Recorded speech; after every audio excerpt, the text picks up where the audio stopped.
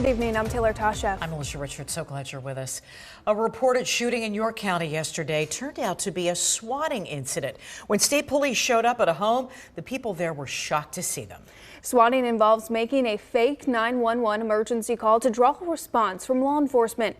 Lawmakers want to increase the penalties for those who make these calls. When an emergency call comes in, law enforcement has to respond. That response could be a whole squad that has to respond to a given incident. But when it turns out to be a hoax, it draws resources from police and puts people in danger. And when folks are involved in swatting, that does not help law enforcement, and it certainly does not help out the broader community. That's why Democratic Senator Vincent Hughes introduced legislation to make people who make swatting calls be responsible for covering the cost of the police response. There must be the penalty that's commensurate with this total disregard for the time and the talent and the efforts of our folks in law enforcement.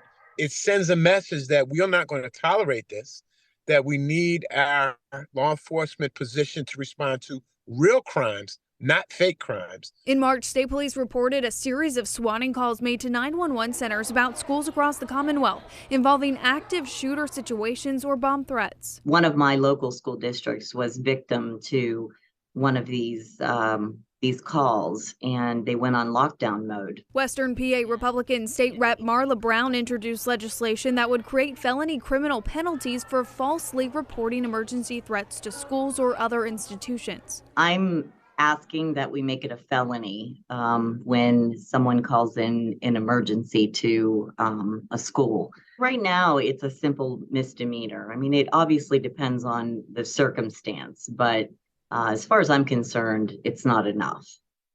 Both bills are currently in committee.